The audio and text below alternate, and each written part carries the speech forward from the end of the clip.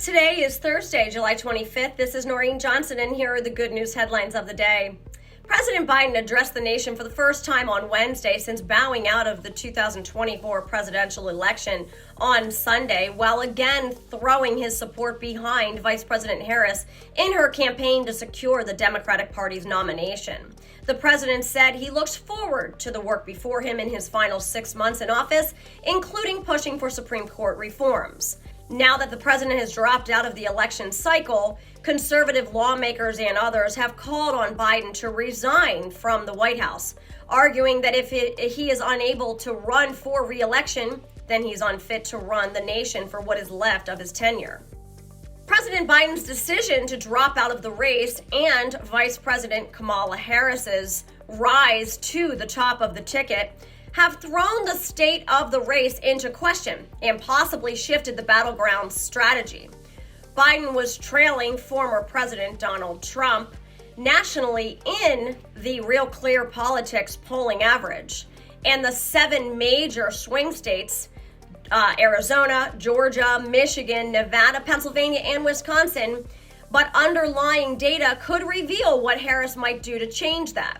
While polls showed Biden holding his own among older, white working class voters, the president was starting to lose his grasp on Black and Hispanic voters, a key demographic for Democrats. Harris, on the other hand, has recently been outperforming Biden among Black voters, indicating there is room for her to gain ground on Trump in a close election.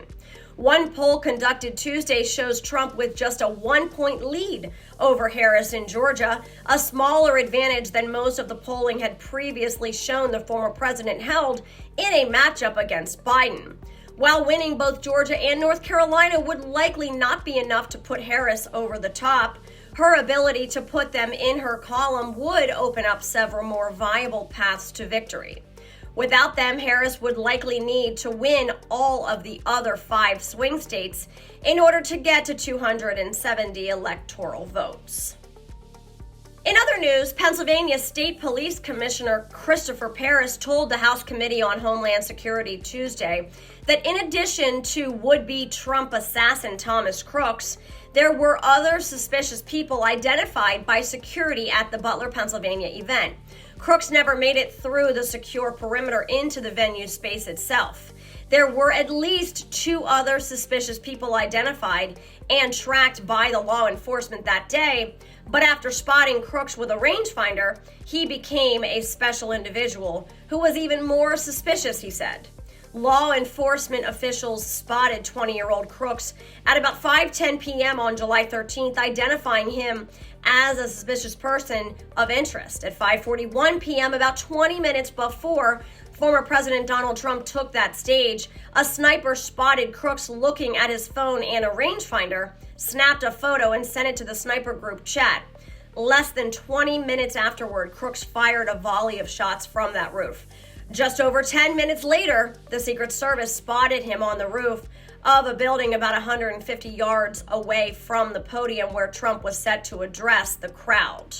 A law enforcement officer was assigned to monitor the roof of the building, but a whistleblower told Missouri Senator Josh Hawley that the officer left their post because it was too hot. And now this, Archbishop George Ganswein was Pope Benedict XVI's private secretary for 19 years. Hardly anyone came as close to the Pope from Germany as he did. At the Benedict XVI Forum, the Archbishop spoke with EWTN Vatican Bureau Chief Andreas Thonhauser. When asked what the key moments for him were, he said when he was asked if he would be willing to be his secretary for a certain period of time because he would be released by St. John Paul II as prefect emeritus anyway. John Paul II died just 2 years later. He said he thinks a lot about the last days of Pope Benedict almost every day.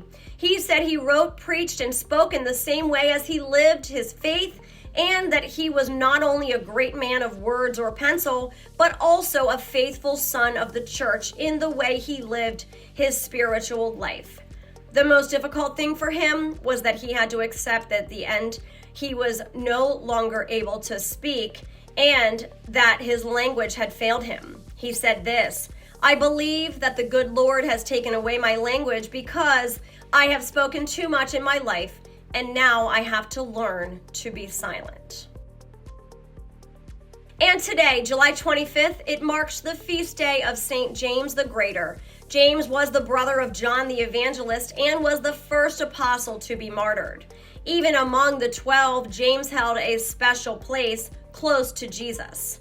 St. James was beatified by Urban VIII in 1624 and canonized by Benedict XIII in 1726. St. James, pray for us.